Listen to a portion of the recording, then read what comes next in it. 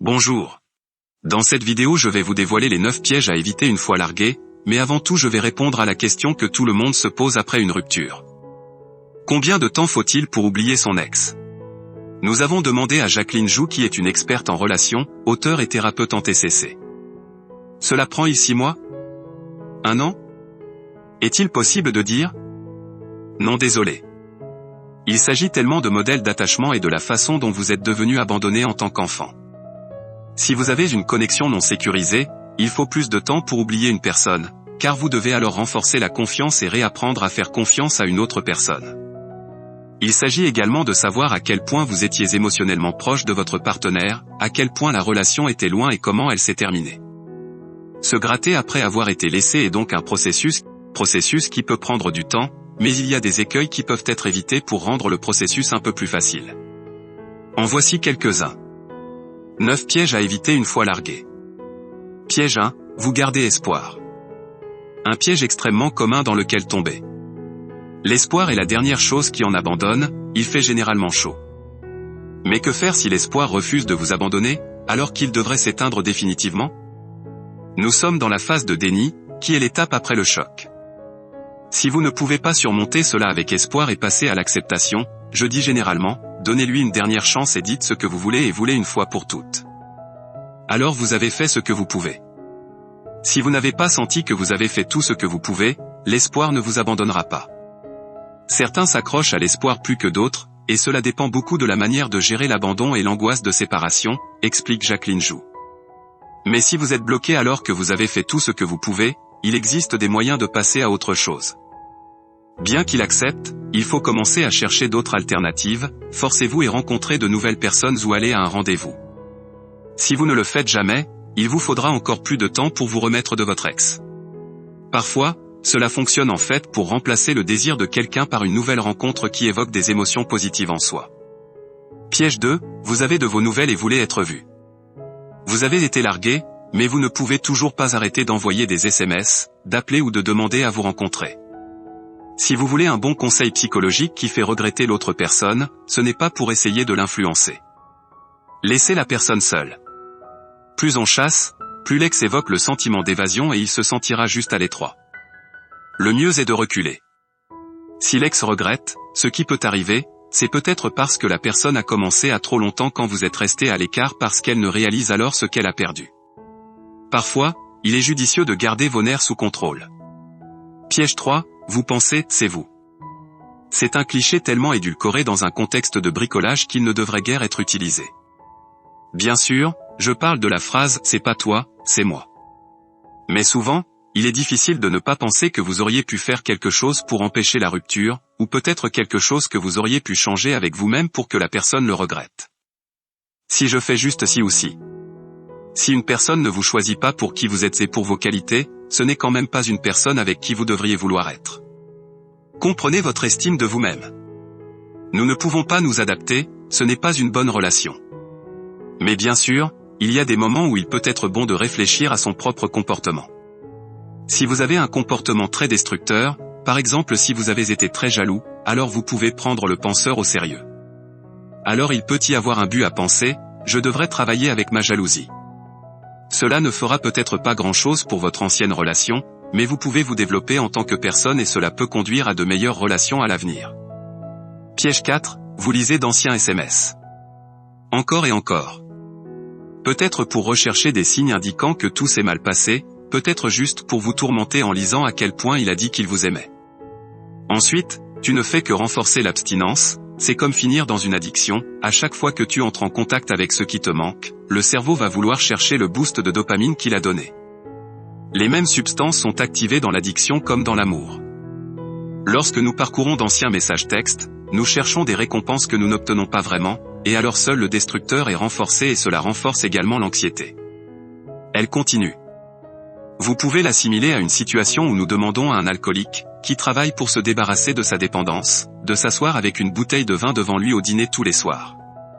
Cela ne réduira certainement pas l'envie d'alcool de cette personne, bien au contraire. Ce que nous devons faire, c'est éviter tout. Qui a à voir avec ex? Cliquez sur la flèche pour découvrir d'autres pièges à éviter.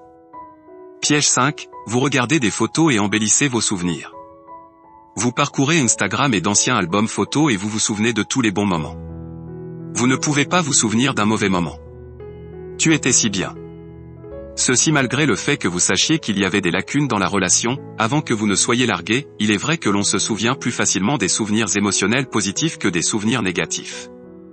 Regarder de vieilles photos d'amour renforce la mémoire émotionnelle positive, cela nous rend obsédés et le cerveau commence à sélectionner des souvenirs jusqu'à ce que nous ayons fondamentalement oublié pourquoi nous ne nous sentons peut-être pas si bien dans la relation. Ici, il peut être bon d'obtenir du soutien de l'extérieur. Demandez à l'environnement qui n'est pas émotionnellement engagé comment votre relation a été vécue et comment vous sembliez vous y sentir. De cette façon, vous obtenez une image réaliste au lieu de l'embellir. Piège 6, vous attendez une explication. Vous êtes resté, et peut-être vous êtes-vous retrouvé avec plus de questions que de réponses. Que s'est-il passé? Quand est-ce que ça s'est mal passé? Qu'auriez-vous pu faire? Y a-t-il quelqu'un d'autre? Peut-être avez-vous une explication à laquelle vous ne croyez pas vraiment, et attendez donc le vrai. Si vous avez demandé une explication et ne l'avez pas reçue, vous attendez en vain. Et si vous avez reçu un homme dont vous n'êtes pas content, il n'est pas certain que vous serez content de l'explication alternative que vous demandez. Si vous n'acceptez pas l'explication que vous avez reçue, il ne sert à rien d'en demander une nouvelle, il vous suffit d'accepter et de lâcher prise. Plus vous attendez que la personne s'explique, plus elle aura de pouvoir sur vous, et le seul qui aura du pouvoir sur votre vie, c'est vous. Pensez comme ceci, qu'est-ce que je gagne à avoir une vraie explication? Comment cela va-t-il m'aider, vraiment? La plupart du temps, vous venez de vous brancher même si cela ne vous aide peut-être pas du tout. Piège 7, vous vous retrouvez coincé dans le marais. Vous devenez paralysé par le chagrin et ne vous levez pas du canapé. Une fois que vous avez rencontré vos amis, vous ne pouvez plus parler que de votre ex, même si cela fait quelques mois depuis la rupture. Alors vous êtes bloqué au stade 3, dépression. Vous n'êtes donc pas en mesure d'entrer dans la phase d'acceptation, puis vous ne pouvez pas traiter ou passer à autre chose. Mais ici, il est important de faire la distinction entre ce qu'est le deuil et ce qu'est la dépression, explique Jacqueline Joux. Si la dépression dépasse la vie quotidienne et que vous ne fonctionnez plus normalement ou n'avez plus la force d'aller travailler, vous avez peut-être glissé dans une dépression.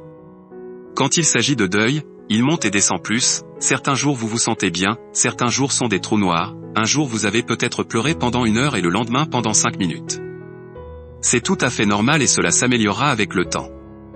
Il n'est pas possible de fixer une limite de temps au deuil, mais si les mois passent et que cela ne s'améliore pas, vous devriez demander l'aide de votre médecin de famille au centre de santé.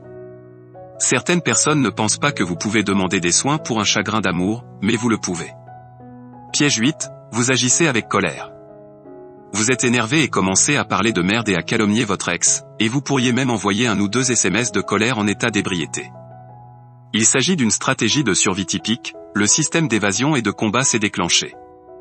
Vous passez simplement à l'attaque. Cela peut arriver parce que vous avez honte ou parce que vous vous sentez abandonné, et c'est une stratégie destructrice.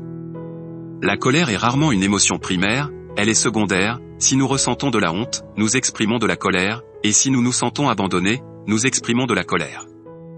Mais si nous essayons de dévaloriser nos ex, le sentiment primaire de honte ou d'abandon ne fera que se renforcer. Piège 9, vous ne traitez pas la rupture. Vous sautez des phases importantes qui mènent à la guérison, car cela fait tout simplement trop mal de maîtriser le travail acharné. Sauter l'étape d'acceptation est probablement le plus courant. Vous êtes déprimé et ne pouvez pas accepter ce qui s'est passé, mais essayez quand même d'aller de l'avant. Vous pensez peut-être l'avoir traité, mais en réalité, vous l'avez simplement repoussé. Peut-être que vous vous lancez directement dans une nouvelle relation sans être amoureux.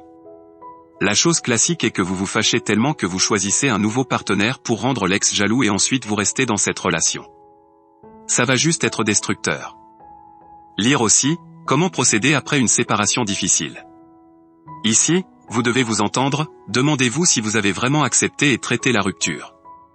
Parfois, vous pouvez avoir besoin d'aide pour cela, par exemple par le biais de la TCC. Dans l'ensemble, Jacqueline Joux pense que la société ne nous permet pas de pleurer suffisamment quand nous avons été largués. On entend souvent dire qu'il faut se relever, et elle pense que c'est problématique. Si votre partenaire décède, personne ne s'attend à ce que vous en trouviez un nouveau dans 6 mois, mais si vous êtes largué, qu'il en soit ainsi, malgré le fait que psychologiquement il n'y a pas grand-chose qui sépare les scénarios. Émotionnellement et psychologiquement, C'est encore une personne dont vous étiez proche qui disparaît soudainement de votre vie, et vous devez en faire le deuil comme dans un décès, dit-elle.